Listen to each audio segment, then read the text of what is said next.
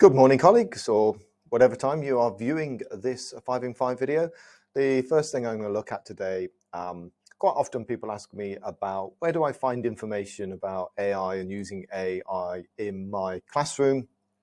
And Microsoft have a really good online course, if that's your thing. And I think I've got it actually here. It's called AI for Educators. You can see how long it is, the sort of areas that it will touch upon and the different standards. And you can get certification for it or recognition for it. You get these XP points, so you can sign in or you can just follow it without even signing in and just click start, and it goes through the different objectives. I've done it. It's really good. I highly recommend it. That was my first tip. My second tip, if we just go back to our handy loop component, let's jump to Diffit. Diffit is the site license that we've got for creating educational resources using AI, and they have a new sort of like a much easier way for you to be able to identify all of the resources that you can create. So if you sign in to Diffit, you should see, in fact, let's just go straight into a look at it. This is the example of one of the things that they have created. Now they've sort of like categorized all of the resources that you can create into these quite handy. Let me just zoom in a little bit. So you've got these sort of strategies, this pedagogical techniques, so critical thinking, and it will take you down to critical thinking, writing strategies, really useful. And there's a new one that they've said in their blog here called cloze reading activity. So now you can create those resources based upon like a gap fill exercise, depending upon what you put into it. So please do go and have a look at Diffit. If you missed out on the invitation email, if you just do a search for Diffit in your inbox, you may find it.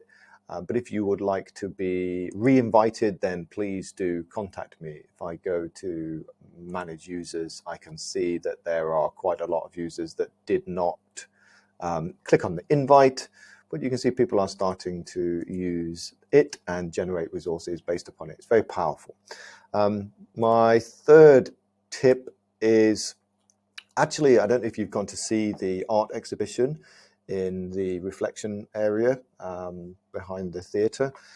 Please do go and have a look at. There's some amazing work there. What we did do is we have a 3D camera within the school, and Jeck, our cross-campus technician, was booked by the art team to go and record all of the wonderful art display that's there, and you can book Jeck to do the same. So if there's anything that you're doing within the school and you're thinking, you know what, it'd be really nice to actually capture that in a 3D format, you can book him and he will come and record it. And I'm just going to click on the link to the one that he has created, and here it is. So he will put together the 3D side of things, and then you can move through the exhibition depending upon where you want to go and have a look at the different things that are going there. So a really good way of documenting some of the amazing things that we do within the school, but in more of a sort of like a 3D environment.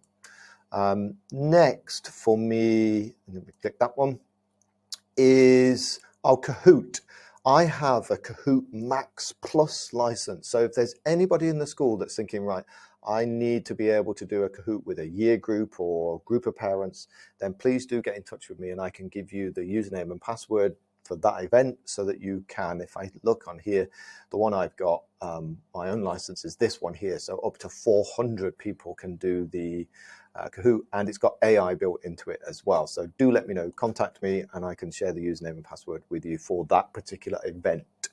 And finally, from me, scrollbar. The scrollbar is so tiny sometimes that what you can do, if you go to settings, and when you click on settings, you can go to something down here called accessibility. And under accessibility, I recommend you switch this on. It is visual effects, and it's off by default. And the scroll bars are tiny, and sometimes on the touch board, you can't actually get them. Switch that on, and the scroll bars then become much larger. If I scroll this down and go to settings again, I'm running out of time.